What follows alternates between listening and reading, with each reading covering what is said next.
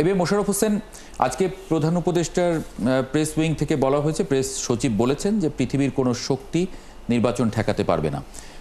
আবার মির্জা ফখরুল ইসলাম আলমগীরও একই টোনে কথা বলেছেন, কিন্তু তিনি বলেছেন কিছুটা শঙ্কা সংশয়ে তিনি দেখেন। সেই জায়গা থেকে আসলে বারবার এটি বলতে হচ্ছে কেন যে নির্বাচন হতেই হবে, পৃথিবীর কেউ থামাতে পারবে না, কোনো শক্তি নেই ইত্যাদি, এত জোর দিয়ে বলতে হচ্ছে কেন? ধন্যবাদ আপনাকে, ধন্যবাদ আমার আলোচক যারা আছেন সবাই। আপনারা লক্ষ্য করবেন যে আসলে বাংলাদেশের নির্বাচনকে ঘিরে, বিশেষ করে বাংলাদেশ একটা গণতন্ত্রের পথে উত্তরণ ঘটুক, এটা অনেকেই চায় না। সেটা অভ্যন্তরীণ ক্ষেত্রে বলেন অথবা বহির্বিশ্বে বলেন, অনেক শক্তি আছে যারা বাংলাদেশে একটা স্থিতিশীল বাংলাদেশ তৈরি হোক এই ব্যাপারে অনেকের একটা প্রতিবন্ধ করার আমরা নানা পদক্ষেপ আমরা লক্ষ্য করি। যার কারণে আমাদের চেয়ে তো যে যারা এখন বর্তমান সরকার পরিচালনা করে অর্থাৎ ইন্টেরিয়াম গভর্নমেন্ট, তাদের কাছে নিশ্চয়ই আরো তথ্য উপাত্ত অনেক বেশি আছে, যার কারণে হয়তো তারা জনগণকে আশ্বস্ত করার জন্য এই শব্দটি বারবার উচ্চারণ করে। আপনারা লক্ষ্য করবেন যে আমরা ইতিমধ্যে দেখেছি যে বাংলাদেশ ঘিরে নানা ধরনের তৎপরতা লক্ষ্য করা যায়। কখনো বাংলাদেশে একটা মৌলবাদী শক্তি বাংলাদেশ দখল করেছে, অথবা ডক্টর ইউনূস যাদেরকে বাংলাদেশের পৃষ্ঠপোষকতা করছে তারা একটা ইসলামিক ফান্ডামেন্টাল শক্তি, এই ধরনের নানা ন্যারেটিভ দিয়ে বাংলাদেশটাকে কিন্তু কেউ চিহ্নিত করতে চায়। যার কারণে আগামী নির্বাচনটা বাংলাদেশের গণতন্ত্রের জন্য, অর্থনীতির জন্য, স্থিতিশীলতার জন্য খুবই একটি প্রয়োজনীয় বিষয় হয়ে আজকে বাংলাদেশের মানুষের কাছে দাঁড়িয়েছে। কারণ বাংলাদেশ জাতি হিসাবে আমরা নানা সংকট ইতিমধ্যে মোকাবেলা করছি। আমরা অর্থনৈতিক সংকট আমাদের আছে, আইন শৃঙ্খলার সংকট আছে, স্থিতিশীল বাংলাদেশ একটা স্থিতিশীল রাষ্ট্র ব্যবস্থা হোক এই ব্যাপারে সংকট আছে। সর্বোপরি আন্তর্জাতিক মহলের কোনো মহলের বাংলাদেশের ব্যাপারে যে কিছু সনদৃষ্টি আছে, এই অবস্থা থেকে উত্তরণের জন্য জনগণের ভোটে নির্বাচিত একটা সরকারের কোনো বিকল্প নেই। যার জন্য আপনি লক্ষ্য করবেন যে আমরা আমাদের বাংলাদেশ জাতীয়তাবাদী দল অর্থাৎ বিএনপির পক্ষ থেকে বারবার বলছি যে বাংলাদেশটাকে আগামী দিনে রক্ষার জন্য একটা নির্বাচন করতে হবে, এবং সেই লক্ষ্যে আমরা কিন্তু এই অন্তর্বর্তীকালীন সরকারকে আমরা সর্বাত্মক সহযোগিতা করে যাচ্ছি। এবং সামগ্রিকভাবে বিএনপির অনেক সময় অনেক বিষয়, বিএনপির দলীয় আদর্শ, নীতি এবং আমাদের যে বিশ্বাস, তার সাথেও আমরা কিন্তু কম্প্রোমাইজ করে সরকারকে আমরা সহযোগিতা করে, যার লক্ষ্য আপনি দেখতে পারবেন যে ঐক্যমত সরকারের যে বিষয়গুলি, আগামী সংস্কারের বিষয়ে বিএনপির যে সমর্থন, এই সমর্থনের মাধ্যমে বিএনপি বারবার প্রমাণ করতে চায় দেশ ও জাতির স্বার্থে বিএনপি যে কোনো ত্যাগ স্বীকার করতে প্রস্তুত আছে। সুতরাং আমরা মনে করি আগামী দিনে বাংলাদেশটাকে সঠিক পথে রাখার জন্য, বাংলাদেশটাকে যাতে জনগণ বুঝতে পারে তার দীর্ঘদিন ভোট দেওয়ার যে আকাঙ্ক্ষা, যে একটা তৃষ্ণা, যে একটা কামনা, সেইটা পূরণ করার জন্য একটি নির্বাচনের কোনো বিকল্প নাই। যার জন্য আমরা যেমন নির্বাচন চাই, কেয়ারটেকার সরকারও এখন যে অবস্থানটা নিয়েছে এইটা যদি ধরে রাখা যায়, আমরা মনে করি নির্বাচন ছাড়া বাংলাদেশে অন্য কোনো বিকল্প। সাইফুল হক তিনি বলেছেন, প্রেস সেক্রেটারি তিনি বলেছেন পৃথিবীর কোনো শক্তি এই নির্বাচন ঠেকাতে পারবে না। মানে যদি আমরা শাব্দিক কোনো ব্যাখ্যা করার কি সুযোগ আছে, নাকি এটা মানে পৃথিবীর বলতে দেশের বাইরের কেউ কি আসলে নির্বাচন ঠেকানো বা ইত্যাদি, মানে এভাবে ব্যাখ্যা করার সুযোগ আছে, নাকি এটা একটা ইন জেনারেলি আমরা চিন্তা করতে পারি, জোর দেবার জন্য তিনি বলেছেন? আপনাকে ধন্যবাদ। অনেকদিন পরে ৭১ জার্নালে আমার মনে আমরা সংযুক্ত হয়েছি। যারা ৭১ জার্নালের অনুষ্ঠান দেখছেন তাদের সবাইকে শুভেচ্ছা জানাই, অভিনন্দন এবং ভালোবাসা জানাই। আমার মনে হয় যে সবসময় অতি কথনটা মানুষের মধ্যে নানা প্রশ্ন জন্ম দেয়, বরঞ্চ নতুন করে উদ্বেগ উৎকণ্ঠার জন্ম। এই জন্য অতি কথনটা সবসময় পরিহার করাটাই হচ্ছে বিজ্ঞ জনচিত কাজ। আর যখন কেউ সুপারলেটিভ ডিগ্রিতে যখন কথা বলে, তখন মানুষ কিছুটা সন্দেহ করে, কিছুটা দুর্বলতার গন্ধ তার থেকে চেষ্টা। এটা তো মনে হয় তিনি এটা সরকারের রাজনৈতিক অঙ্গীকার অথবা প্রতিজ্ঞা, মানুষ যে নির্বাচনটা দেখতে চাই ফেব্রুয়ারিতে, সেটাকে হয়তো বারবার জোর দিয়ে বলবার জন্য হয়তো সেই শব্দটা ব্যবহার করেছেন। আর যেটা বলছিলেন এর আগে মানে আমাদের মোশাররফ ভাইকে, আমি সে প্রসঙ্গে একটু বলতে চাই। সেটা হচ্ছে যে নির্বাচন তো বাংলাদেশের যে গোটা লড়াইটা, গোটা আন্দোলন আমাদের ১৬-১৭ বছরে গণজাগরণ, গণঅভ্যুত্থানের প্রধান প্রশ্ন হচ্ছে গণতন্ত্রের প্রশ্ন, ভোটাধিকারের প্রশ্ন, একটা নির্বাচিত দায়বদ্ধ সরকার গঠনের প্রশ্ন। জনগণ তার প্রতিনিধি নির্বাচন করবে যাদেরকে তারা জবাবদিহিতার মধ্যে আনতে পারে। সুতরাং নির্বাচনটাই আমরা বলেছি সংস্কার এবং বিচারের প্রক্রিয়ায় জাতীয় নির্বাচন, এবং এই ব্যাপারে মাননীয় রাজনৈতিক দল, জনগণ, সমাজের গুরুত্বপূর্ণ সকল অংশীজন সবার মধ্যে বৃহত্তর একটা ঐক্যের জায়গাটা তৈরি হয়েছে। সংখ্যাটা কোথায়? একদিকে হলো ধরুন যাদেরকে আমরা আন্দোলন অভ্যুত্থান করে যাদেরকে আমরা হটিয়েছি, নানা কারণে নানা ছুতায় তারা তো ধরুন আবার ফেরার চেষ্টা করে। আমরা দেখছি না চোরাগোপ্তা কায়দায় তাদের মিছিল হয়, ঝটিকা মিছিল করে, মানুষের মধ্যে অপ্রয়োজনীয় উদ্বেগ উৎকণ্ঠা তৈরি হয়। আমি বহু অনুষ্ঠানে বলেছি এভাবে চোরাগোপ্তা কায়দায় তাদের ফেরার কোনো সুযোগ নেই। আর তারপরে এমনকি অভ্যুত্থানের অংশজন যারা আছেন তাদের মধ্য থেকে যখন বলা হচ্ছে তাদের দাবি দেওয়া অর্জন না করে নির্বাচন হবে না, হতে দেওয়া হবে না, সম্ভবত সরকারের দিক প্রধান উপদেষ্টা বা তার উপদেষ্টা মন্ডলী অথবা প্রেস সচিব তিনি যেটা বলেছেন, এই যে নানামুখী যে তৎপরতা আছে, যাদেরকে আমরা হটিয়েছি সেখান থেকেও এক ধরনের নাশকতার তৎপরতার আশঙ্কা আছে। আবার অভ্যুত্থানের অংশীজনদের মধ্য থেকেও তাদের বিশেষ রাজনৈতিক দলীয় এজেন্ডা, যেটাকে তারা জবরদস্তি করে চাপিয়ে দিতে চান রাজনৈতিক দল জনগণের, এটা করতে যে মানুষের মধ্যে কিছু সন্দেহ অবিশ্বাস তৈরি হয়, সেটাকে দূর করবার জন্য সম্ভবত আমাদের প্রধান উপদেষ্টার আজকের এই বক্তব্যটা এসেছে। জি, ইলিয়াস খান কোনো মন্তব্য বা যদি প্রশ্ন করতে চান? না, তিনি যথার্থই বলেছেন। আসলে বাংলাদেশকে নির্বাচন দরকার, এবং সংস্কারের যে কথা বলা হচ্ছে এটি হবে সবচেয়ে বড় সংস্কার যদি একটি সুষ্ঠু নির্বাচন, প্রভাবহীন নিরপেক্ষ নির্বাচন হয়, প্রকৃত জনপ্রতিনিধিরা যারা নির্বাচিত হয়ে আসেন।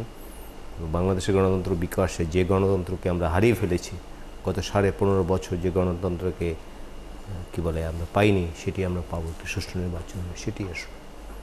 জি, মির্জা ফখরুল ইসলাম আলমগীরের যে খবরটা আমরা একটু হেডলাইন পড়ছিলাম, তিনি কিছু উদ্বেগ প্রকাশ করেছেন। উদ্বেগের তো কারণ আছে, এবং এটা যদি যুক্ত করি একটু, যে সাম্প্রতিক সময়ে বিভিন্ন বিশ্ববিদ্যালয় সংঘাত, বাজার, দরবার শরীফে মব হামলার পরিপ্রেক্ষিতে সমাজ কল্যাণ উপদেষ্টা শারমিন এম মুর্শিদ নির্বাচনের আগে অতিরিক্ত সহিংসতা হলে তা ভণ্ডুল হয়ে যাওয়ার আশঙ্কার কথা বলেছেন। যখন একজন উপদেষ্টার মুখ থেকে এরকম, তিনি বলেছেন যে দীর্ঘদিনের নির্বাচন পর্যবেক্ষণের অভিজ্ঞতা আমার আছে, সেই অভিজ্ঞতা থেকে আমি তিনি এভাবে মন্তব্য করেন। তো এখনই চাচ্ছেন নির্বাচন পণ্ড করতে, নির্বাচন যাতে সঠিক সময় না হয় বা নির্বাচন যাতে না হয়। আপনি দেখবেন যে নানা কিছু সামনে আনা হচ্ছে, যেমন বলা হচ্ছে স্থানীয় সরকার নির্বাচন আগে দিতে হবে, তারপর হঠাৎ করে আবার দেখলাম যে পিআর পদ্ধতি নির্বাচন হতে হবে। এগুলো তো নির্বাচন পেছানোর বা নির্বাচন বানচালের কৌশল। সুতরাং এটি করতে গিয়ে কিন্তু নানা কিছু ঘটতে পারে। তিনি যথার্থই বলেছেন। আপনি দেখুন, একটা মানুষের লাশ কবর থেকে তুলে পুড়িয়ে দেওয়া হয়। আমরা কোন দেশে বাস করি? এটি একটা ইন্ডিকেশন কোন দিকে আমরা যাচ্ছি, আমাদের মেন্টাল মেকআপটা কোন দিকে যাচ্ছে, কেমন হচ্ছে। সুতরাং তিনি যে আশঙ্কা প্রকাশ করছেন, তাদের কি বলে, তারা যাতে আরও ক্ষমতা বেশি অর্জন করতে পারে কালক্ষেপণ করে, সেজন্য নির্বাচন বানচালে তারা নানা চেষ্টা করতে পারে। কারণ মাঝে মাঝে হুমকি শুনি যে বাংলাদেশে নির্বাচন করতে দেওয়া হবে না। প্রধান উপদেষ্টা যেদিন বলেন যে নির্বাচন হবে যথাসময়ে, তখনই একজন নেতা বলেন যে বাংলাদেশে নির্বাচন করতে দেওয়া হবে না। এই বলা হয় সংস্কার আগে হতে হবে। তো সংস্কার তো একটা কন্টিনিউয়াস প্রক্রিয়া। এটিতে এমন না যে আমি এই সংস্কারটি করে সব শেষ করে দিলাম, আবার ধরুন বলা হচ্ছে যে নানা কিছু বলা হচ্ছে। এটি তো হওয়া উচিত। সেই জায়গা থেকেই আশঙ্কাগুলো মানুষ প্রকাশ করছে। আমাদের সঙ্গে অতিথি আছেন সাইফুল হক, সাধারণ সম্পাদক বিপ্লবী ওয়ার্কার্স পার্টির, এবং একই সঙ্গে ইলিয়াস খান যুক্ত আছেন, সিনিয়র সাংবাদিক, এবং মেহেদী হাসান পলাশ, তিনি অনলাইনে যুক্ত আছেন। সাইফুল হক, আমরা একটি খবর দেখছিলাম, সীমানা পুনর্নির্ধারণ যে করা হয়েছে সেটা নিয়ে ইসি খুবই শক্ত অবস্থানে। তারা বলছে যে প্রশ্নের কোনো সুযোগ নেই, আন্দোলন করে লাভ হবে না। কিন্তু বিভিন্ন জায়গায় এই সীমানা পুনর্নির্ধারণ নিয়ে আন্দোলন হয়েছে, কোথাও কোথাও বিক্ষোভ হয়েছে। ব্রাহ্মণবাড়িয়াতে মহাসড়ক আটকেও বিক্ষোভ করতে দেখা গেছে। আপনার একটু মন্তব্য আশা করছি। আপনাকে ধন্যবাদ। সীমানা পুনর্নির্ধারণ নিয়ে তো বেশ কিছুদিন ধরে নির্বাচন কমিশনে ধারাবাহিক শুনানি হয়েছে, এবং শুনানির সময় একদিন তারা অনাকাঙ্ক্ষিত ঘটনা সংঘটিত হয়েছে। এবং এটার প্রতিবাদে যেটা বললেন, ব্রাহ্মণবাড়িয়াতে বাগেরহাটে, যেখানে আমার নিজেরও জেলা, তো সেখানে তো বাগেরহাটে তো একটা সিট কমিয়ে এখন সেখানে 4টে সিটের জায়গায় 3টা সিট সেখানে এখন পুনর্নির্ধারণ করা হয়েছে। এগুলো নির্বাচন কমিশন তারা শুনানি করেছেন, পক্ষে বিপক্ষে আলোচনা হয়েছে, যুক্তি হয়েছে, তথ্যপাত্র তারা উত্থাপন করেছেন। একটা খুব গুরুত্বপূর্ণ প্রশ্ন যেটা আমি আজকে আপনার অনুষ্ঠানে ভবিষ্যতে হয়তো আপনাকে আলোচনা করতে হবে। ধরুন ডেমোগ্রাফিক যে জায়গাটা, আমাদের নগর মহানগরের শিল্পাঞ্চলগুলোতে নানা কারণে জনসংখ্যাটা বাড়ছে এবং শুধুমাত্র জনসংখ্যার ব্যাপারটা এটা এখনো পর্যন্ত সীমানা নির্ধারণের হচ্ছে প্রধান ইন্ডিকেটর। এটাকে যদি একমাত্র ইন্ডিকেটর বিবেচনা করা হয়, তাহলে ভবিষ্যতে কিন্তু প্রত্যন্ত জেলাগুলো, গ্রামাঞ্চলে সেখানে কিন্তু জনপ্রতিনিধিত্বের জায়গাটা কিন্তু অনেকখানি হ্রাস পায় এবং দেশের প্রান্তিক জেলাগুলোতে, বিশেষ করে দেশের দক্ষিণাঞ্চল, যেটা বলতে পারেন আমাদের ক্লাইমেট চেঞ্জের জন্য যেটা খুব গুরুতর একটা বিপন্ন অবস্থার মধ্যে আছে, দক্ষিণাঞ্চল সহ দেশের অনেকগুলো অঞ্চলে যদি কেবলমাত্র জনসংখ্যা যদি একমাত্র বিবেচনাই হয়, তাহলে সেখানে কিন্তু সিট কিন্তু পর্যায়ক্রমে কিন্তু কমতে থাকবে। কারণ আগামী 10-15-20 বছরে আরো কয়েক লক্ষ তারা ক্লাইমেট রিফিউজি, মানে জলবায়ু শরণার্থী হিসেবে তারা কিন্তু, তারপরে সেখান থেকে তারা কিন্তু একজন উদ্বাস্তু হিসেবে তারা আসবেন। আমি মনে করি এটা একটা সামগ্রিক আলাপ আলোচনা দরকার। সীমানা পুনর্নির্ধারণের ব্যাপারটা তারা হয়তো একটা নীতিমালার ভিত্তিতে করেছেন, কিন্তু এটা বাগেরহাট, ব্রাহ্মণবাড়িয়ার বিভিন্ন অঞ্চলে মানুষকে ক্ষুব্ধ করেছে, মানুষকে ব্যথিত করেছে, উদ্বিগ্ন করেছে এবং তারা কিছুটা ডিপ্রাইভ হচ্ছেন কিনা তাদের অধিকার, জনপ্রতিনিধিত্বের জায়গাটা।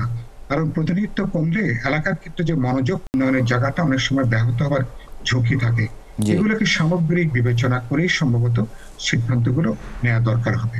জি, ইলিয়াস খান, কোনো মন্তব্য বা প্রশ্ন যদি থাকে? এটাই বলতে চাই যে আমাদের রাজনীতিবিদরা সবকিছু নিজের মতো চায়। কারণ আমরা জানি যে এই যে সীমানা পুনর্নির্ধারণ করা হয়েছে, সীমানা এর আগে যে পুনর্নির্ধারণ করা হয়েছিল আওয়ামী লীগকে জেতানোর জন্য, এস.টি. ইমাম তিনি সেই নকশা করেছিলেন, যার কারণে দেখা গেছে আওয়ামী লীগ অনেক বেশি সিট পেয়ে গেছে। এখন অনেকগুলো আবার ঠিক করা হচ্ছে এবং দীর্ঘদিন শুনানি হয়েছে, শুনানিকালে মারামারিও আমরা দেখেছি। কিন্তু ওই যে কথাটা শেষ কথা, সব কিছু নিজের মতো চায় রাজনীতিবিদরা, আমি যাতে জিততে পারি। কিন্তু এটা তো রাজনীতিবিদরা করলেন না, এটা তো করলেন ইলেকশন কমিশন। না, সেটা আমি বলিনি। জি, ইলেকশন কমিশন যেটা করেছেন সেটা অনেক রাজনীতিবিদ মেনে নিচ্ছেন না। জি জি, যারা যে আসনে আসনে ইলেকশন করবে সবাই চাই আমার মতো করে হোক, কিন্তু সব কিছু তো আমার মতো করে হবে না। জি, এবং এটাই ডেমোক্রেসি, এটা বলতে চাই। আচ্ছা, এবিএম মোশাররফ হোসেন, সীমানা পুনর্নির্ধারণ নিয়ে আসলে বিএনপির কি অবস্থান? অনেক জায়গায় বিক্ষোভ হচ্ছে, অনেক জায়গায় অনেকে এটা মেনে নিচ্ছেন না ইত্যাদি। আমি কি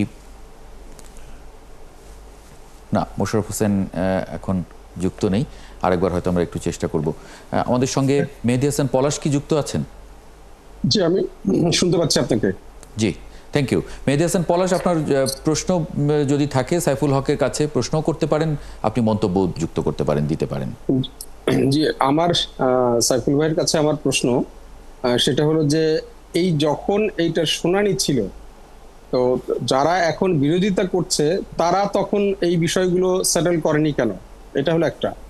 আর একেবারে নির্বাচনের শেষ মুহূর্তে এসে এই ধরনের পুনর্নির্ধারণ, এটা খুব স্বাভাবিক। এটা যাদের পক্ষে যাবে তারা খুশি হবে এবং যারা বিপক্ষে যাবে তারা বিরোধিতা করবে, এটাই চিরাচরিত নিয়ম।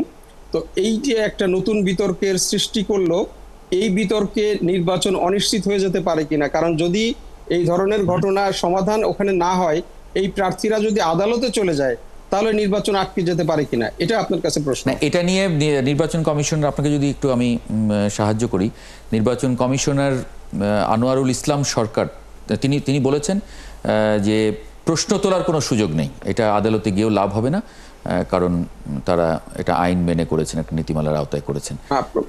আদালতে গিয়ে লাভ হবে না, প্রশ্ন তোলার সুযোগ নেই, এটা উনি বলতে পারেন না, কারণ আদালতের ক্ষমতা সীমাহীন।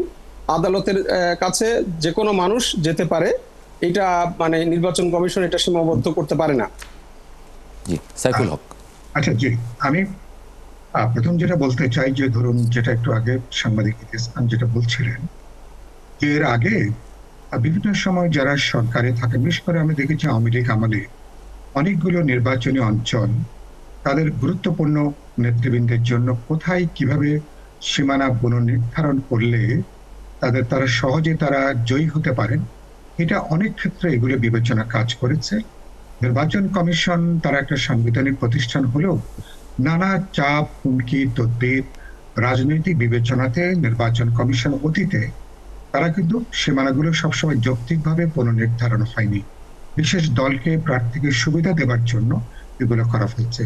নির্বাচন কমিশন এবার তারা যেটা করেছেন, আমি বিশ্বাস করি অধিকাংশ ক্ষেত্রে তারা বলতে পারেন যে পুরনো জায়গা থেকে বেরিয়ে এসে তারা অনেকগুলো, আপনি বলবেন জনসংখ্যা, যোগাযোগ, মানুষের সম্পর্ক, মানে অনেকগুলো বিবেচনা থাকে, সড়কের ব্যাপার থাকে, আসা যাওয়ার ব্যাপার থাকে, অনেকগুলো প্রশ্ন, অনেকগুলো উপাদান থাকে সীমানা পুনর্নির্ধারণ করবার ক্ষেত্রে। নির্বাচন কমিশন আমি লক্ষ্য করেছি তারা যারা পক্ষে বলেছেন, বিপক্ষে বলেছেন সীমানা পুনর্নির্ধারণে, সবার যুক্তি সেখানে শোনা হয়েছে। ব্রাহ্মণবাড়িয়া বলি অথবা বাগেরহাটের যে বন্ধুরা যারা এখন আগামী 3 দিন পরে বাগেরহাটে হরতাল আছে, আমি জানতে পেরেছি তারাও কিন্তু এই তাদের পক্ষেও তথ্য উপাত্তগুলো, যুক্তিগুলো তারা কিন্তু দিয়েছিলেন। এখন আমি এটা একমত হব, একেবারে নির্বাচন সামনে রেখে এ ধরনের সীমানা পুনর্নির্ধারণ না করে এটা কমপক্ষে 1 বছর, 1.5 বছর বা 2 বছর আগেই সীমানাগুলো পুনর্নির্ধারণ এটা হওয়া দরকার, যাতে নির্বাচনের আগে এটা নিয়ে কোনো উত্তেজনা কাজ না করে, এটাকে ইস্যু করে নির্বাচন যাতে কোনো সংকটের মধ্যে না পড়ে। এবার নানা কারণে সময়টা কম ছিল, পরে নির্বাচন কমিশন চেষ্টা করেছেন। আরেকটা কথা বলতে চাই, নাগরিকরা আদালতে যেতে পারবেন না এরকম যদি বলে থাকেন নির্বাচন কমিশনরা, আমি নিশ্চয়ই সেটাকে কোনো যৌক্তিক কথা মনে করি না। যে কোনো সংক্ষুব্ধ নাগরিক, আমি নিজেও যদি মনে করি যে বাগেরহাটে কেন একটা আসন কমলো, তাহলে সেটা কিন্তু আমার আদালতের, সর্বোচ্চ আদালতে যাওয়ার কিন্তু সুযোগ আছে, অথবা ব্রাহ্মণবাড়িয়া কিভাবে হলো, যে কোনো মানুষ যেতে পারে। আদালতের এই ক্ষমতাটা কিন্তু কেড়ে নেবার বা স্থগিত করবার কোনো সুযোগ আমার মনে হয় না নির্বাচন কমিশনের আছে। তবে এবার জাতীয় ঐক্যমত্য কমিশনে আমরা এবার আলোচনা করেছি যে ভবিষ্যতে সীমানা পুনর্নির্ধারণ করবার ক্ষেত্রে বিশেষ একটা কমিটি গঠন হবে, যেই কমিটি রাজনৈতিক হস্তক্ষেপ প্রভাবের বাইরে যে ব্রডলি নির্বাচন কমিশনের তত্ত্বাবধানে যে কমিটিটা কাজ করবে, যাতে কোনো ধরনের দলীয় রাজনৈতিক সংকীর্ণ কোনো প্রভাব সীমানা পুনর্নির্ধারণে কাজ না করে।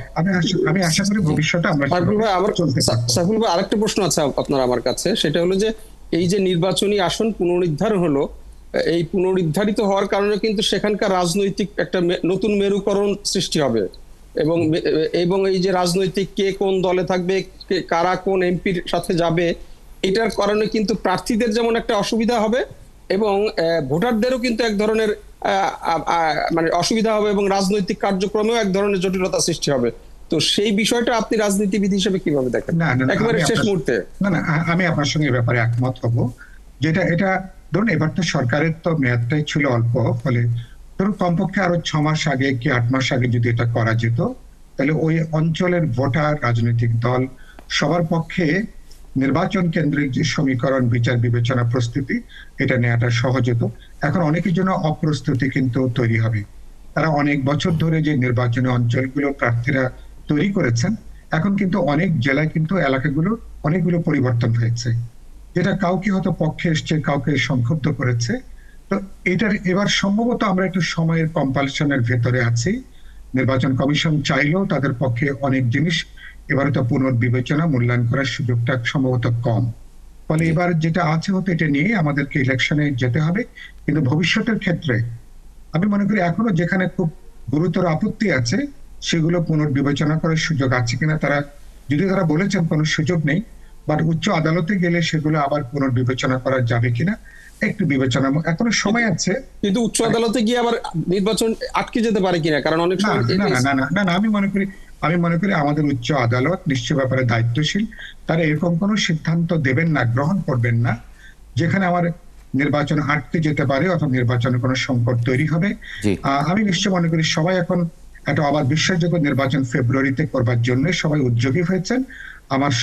আমার রাষ্ট্রের সকল সাংবিধানিক প্রতিষ্ঠান, গণতান্ত্রিক প্রতিষ্ঠান, ইভেন নির্বাচন কমিশন, ইভেন রাজনৈতিক দলগুলো, আমি বিশ্বাস করি সেই লক্ষ্যে সবাই কাজ করবেন। আমি নিশ্চয় আমার চাহিদার 100% বিষয় অর্জন করতে পারবো না, এইটুকু বিচার বিবেচনা নিশ্চয় আমাদের থাকবে। না, উনি তো বললেই যেন কোনো রাজনৈতিক সংকট সৃষ্টি হবে না, বিশেষ করে কোর্ট যদি নির্বাচনী কোনো নির্বাচন বন্ধ হবে, এগুলো হওয়ার বোধহয় কোনো সম্ভাবনা নাই। না, আমি আশা করছি না যে এরকম কোনো জায়গায় যাবে। জি, কিন্তু তাহলে পরের মানে এবার থেকে নিশ্চয়ই মানে আগের যে উদাহরণ আপনি দিলেন এর আগে আওয়ামী লীগের সময়ে যেভাবে সীমানা পুনর্নির্ধারণ করে কাউকে কাউকে সুবিধা দেয়া বা দলকে সুবিধা তৈরি করে দেয়া, এটার একটা নির্বাচন ব্যবস্থা যদি স্বয়ংসম্পূর্ণ, স্বাধীন এবং একটা নীতিমালার আওতায় নিরপেক্ষ থেকে মানে সেই প্রতিষ্ঠান হিসেবে গড়ে তুললে তো আর এই সংকটগুলোর মানে নিশ্চয়ই এই প্রশ্নগুলো করাও খুব মানে প্রয়োজন হবে না মানুষের আর। আমরা এবার তার জন্য জাতীয় ঐকমত্য কমিশনে আমরা এটা একটা গুরুত্বপূর্ণ বিষয় ছিল সীমানা পুনর্নির্ধারণ করার ব্যাপারে।